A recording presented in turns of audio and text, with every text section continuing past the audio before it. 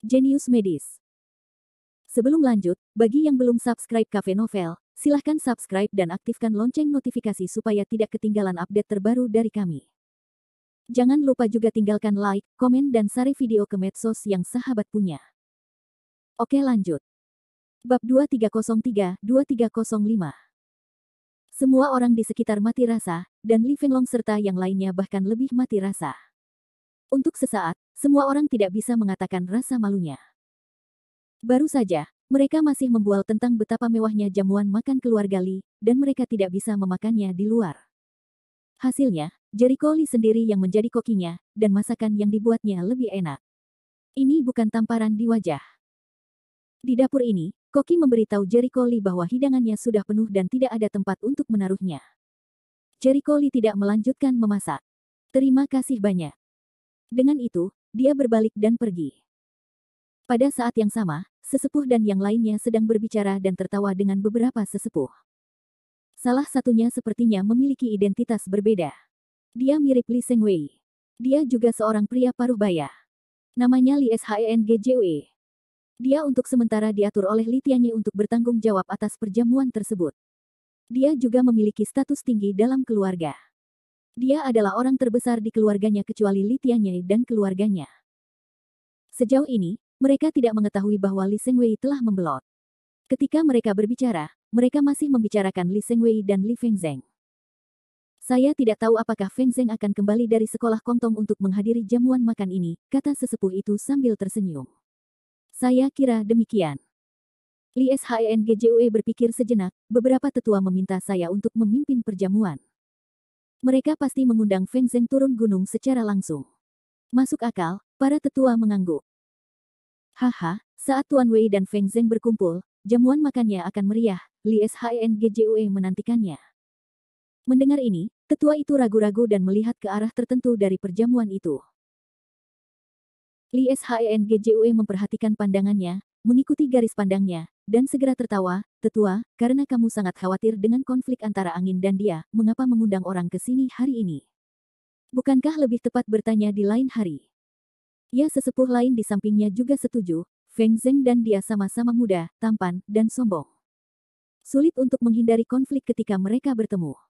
Kalau saya bilang, harusnya dipisahkan. Sang tetua merasa sedikit malu. Kemudian dia melambaikan tangannya dan berkata, saya tahu mereka mungkin mengalami konflik, tetapi hari ini adalah pesta di akhir tahun baru. Pada kesempatan penting seperti ini, menurutku mereka harus menahan diri sedikit. Belum tentu begitu. Kaum muda selalu muda dan bersemangat, dan berkelahi adalah hal yang normal, kata Li Shengjue penuh arti.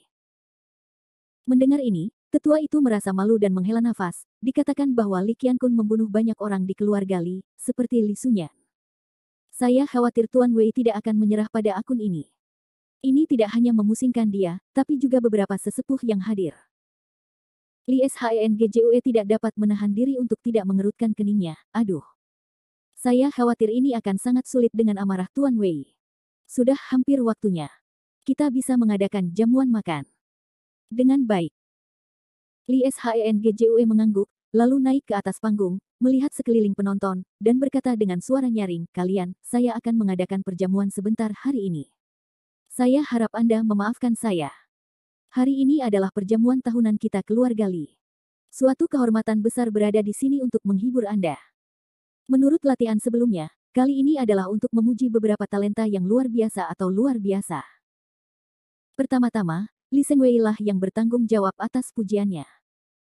Kita semua tahu bahwa di bawah kepemimpinan Tuan Wei, keluarga Li kita menjadi semakin kuat selama beberapa tahun terakhir. Saya yakin kontribusi ini jelas bagi semua orang. Tapi sekarang Tuan Wei tidak ada di sini, inilah waktunya untuk dia untuk mengundang Fengzeng. Tunggu saja dia dengan sabar. Begitu suara itu turun, terdengar banyak tepuk tangan. Kebanyakan dari mereka adalah pengikut Li Sengwei, dan beberapa dari mereka telah memperoleh banyak keuntungan dengan menjilat Li Sengwei dalam beberapa tahun terakhir. Mereka percaya selama Li Sengwei tidak jatuh, mereka selalu dapat menikmati manfaatnya. Hanya segelintir orang yang mengetahui situasi tersebut yang bertepuk tangan di tengah kerumunan. Mereka tahu betul bahwa Li Sengwei telah membelot, dan perjamuan ini mungkin adalah perjamuan Hongmen. Li Shengjue tidak mengetahuinya dan terus memuji, Berikutnya adalah Li Shengzu, yang bertanggung jawab atas bisnis luar dan telah memberikan banyak pendapatan bagi keluarga. Saya pikir kita juga harus mengetahui pentingnya pendapatan ini bagi keluarga.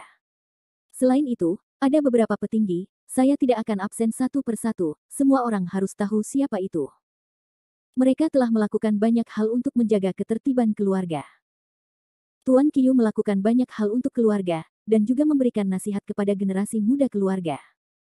Penghargaannya tidak terhapuskan. Keluarga Li kini sudah bisa masuk eselon 3 dalam keluarga, seluruh marga masih sangat kuat, sehingga cukup banyak orang yang cakap dan ahli dalam keluarga. Setelah Li Shengjue memujinya beberapa saat, beberapa orang yang mengejar Li Fengzheng sudah menunggu. Mereka tidak mau mendengarnya, karena menurut mereka, Li Fengzheng lah yang sangat membantu seluruh keluarga. Reputasi Li Fengzheng yang meningkat selama bertahun-tahun itulah yang membawa pengaruh besar bagi keluarga. Sampai batas tertentu, bantuan Li kepada keluarga lebih rendah daripada bantuan Li Shengwei. Tentu saja, mereka tidak bermaksud menghapus pujian Li Shengwei. Li Shengjue secara alami mengetahui apa yang dipikirkan orang-orang ini. Dia segera berdeham, dan kemudian berkata dengan suara keras, meskipun Feng Zheng telah berada di Sekte Kongtong selama bertahun-tahun, bantuannya kepada keluarga terlihat jelas bagi semua orang. Dia tidak hanya memberi keluarga banyak pil, keterampilan, dan bahkan ketenaran, tetapi juga memberikan banyak kesempatan bagi anggota keluarga untuk memperkenalkan.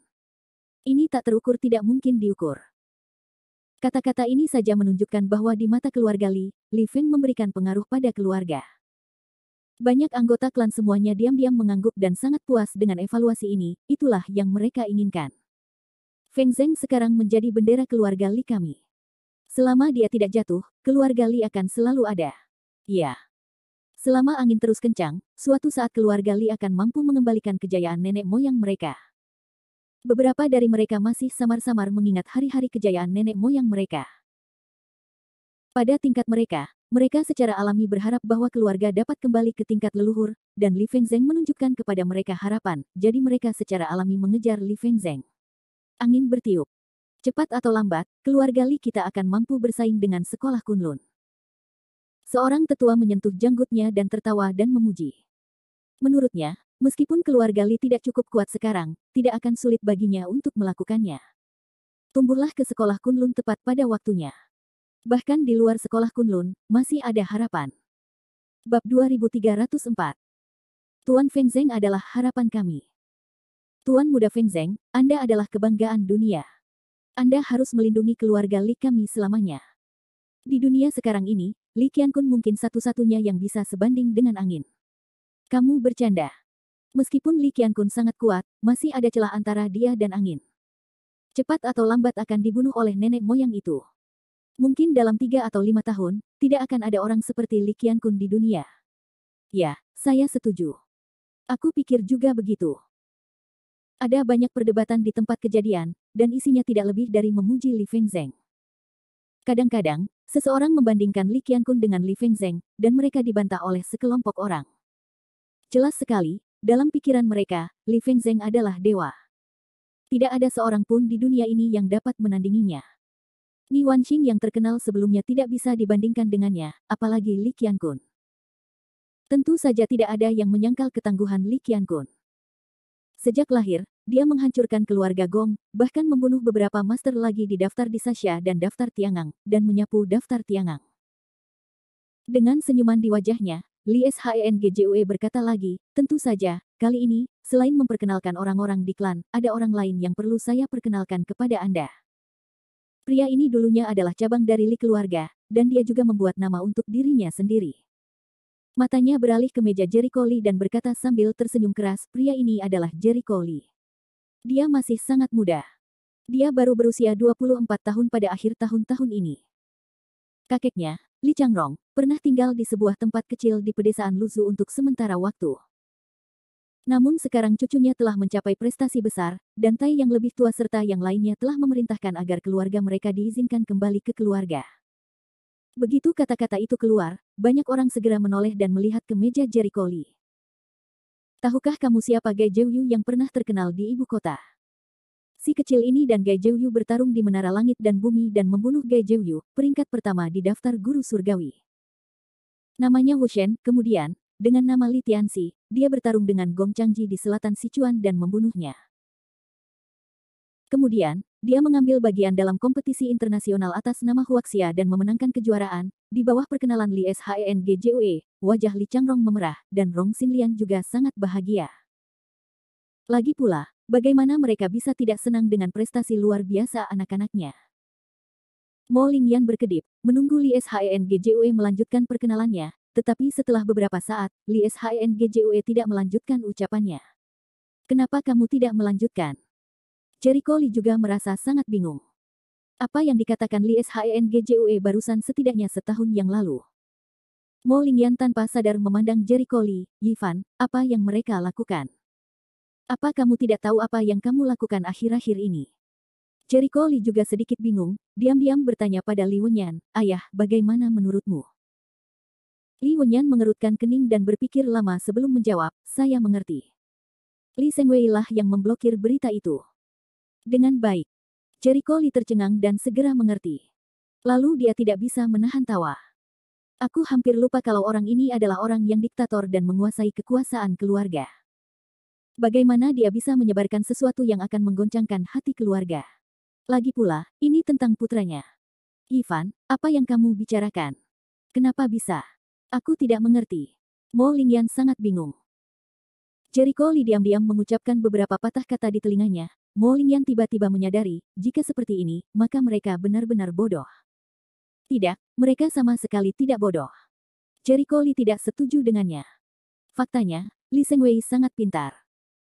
Li Sengwei sebisa mungkin memblokir berita tentang dia. Hanya beberapa anggota keluarganya yang tahu tentang dia, dan orang lain tidak mengetahui apapun.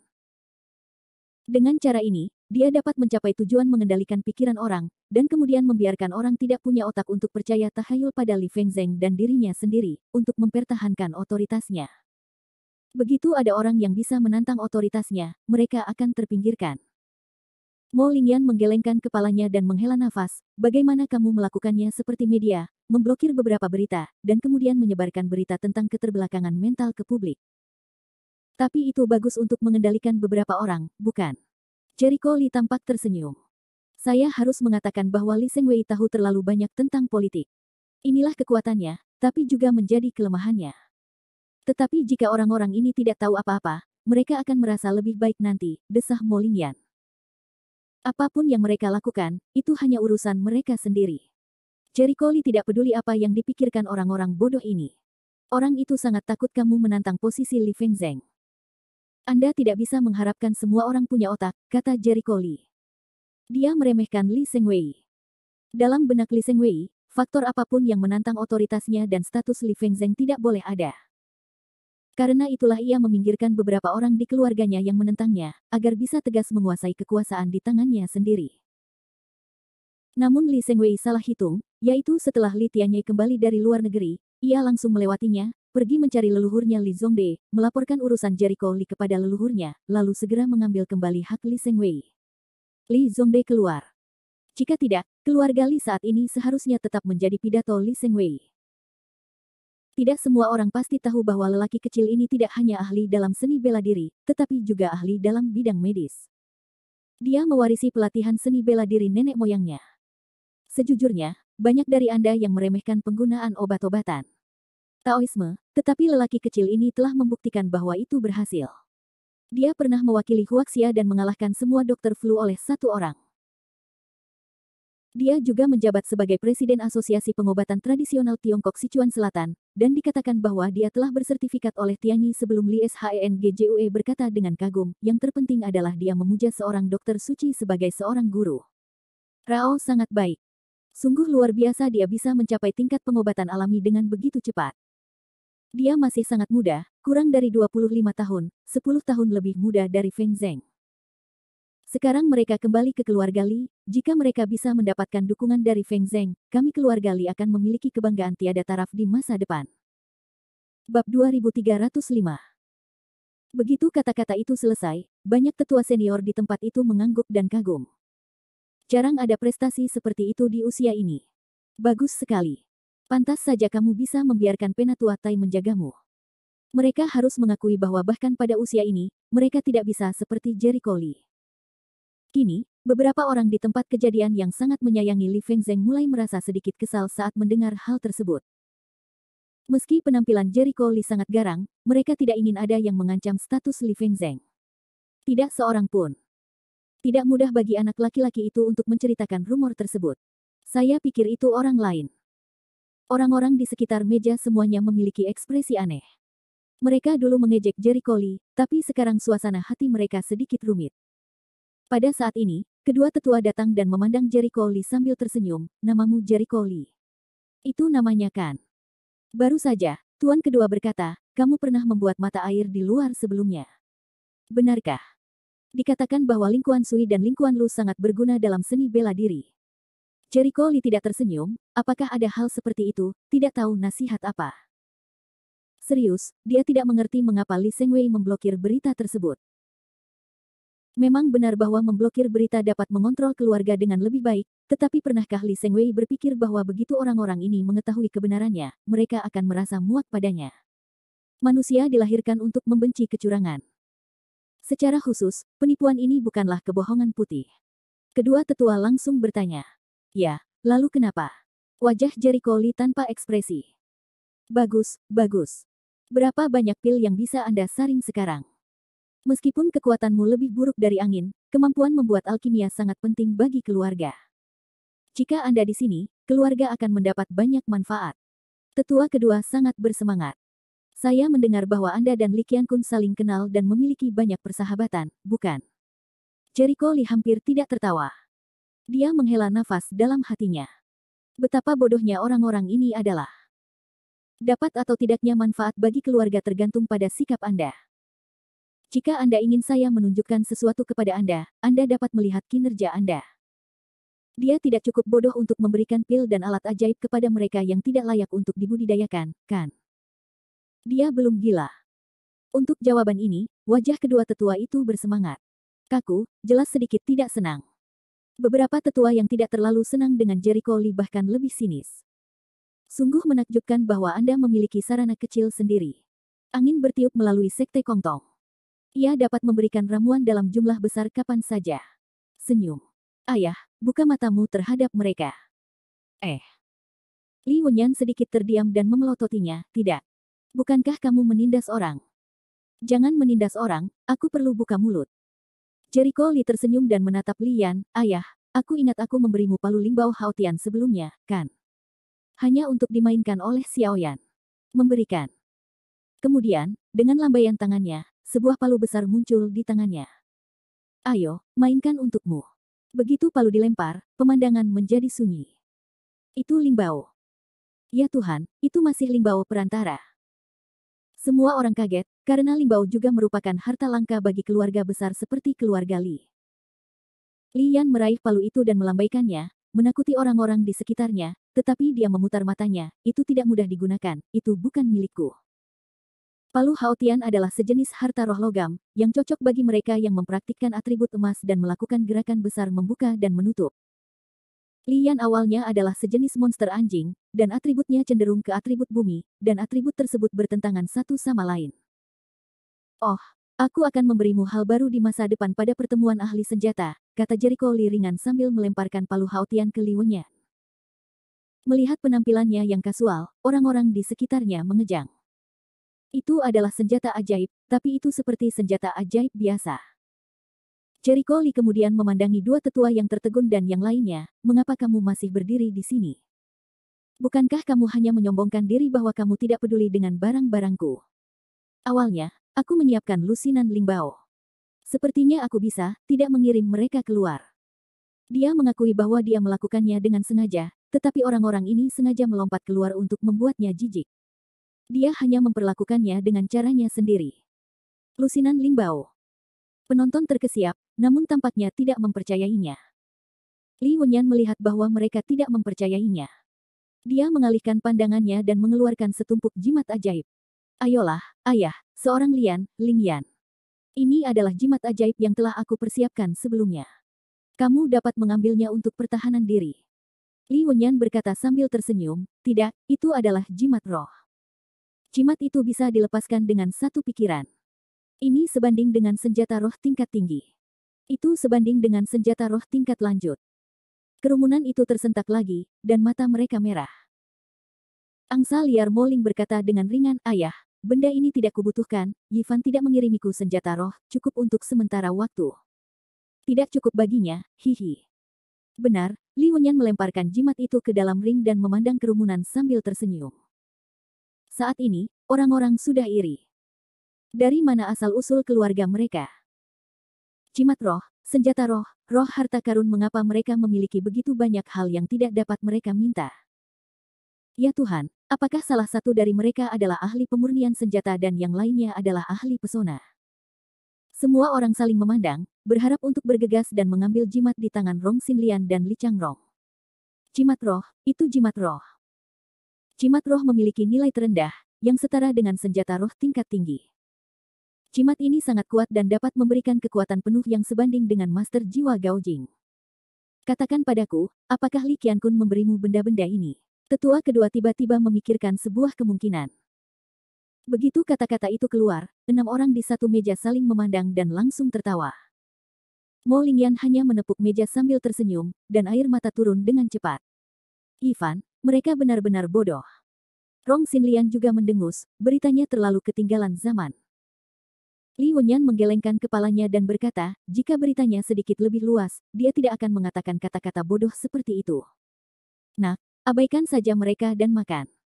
Reaksi orang-orang di sekitar mereka terhadap meja itu sangat aneh. Apa yang mereka tertawakan? Jericho Li telah mengamati sejak lama. Sejujurnya, sebagian besar orang di klan benar-benar tidak memiliki nilai budidaya. Mereka terlalu bodoh. Ya. Jika kamu sendiri tidak mengenal Li Qiankun, apa yang kamu banggakan? Tetua kedua pergi dengan marah.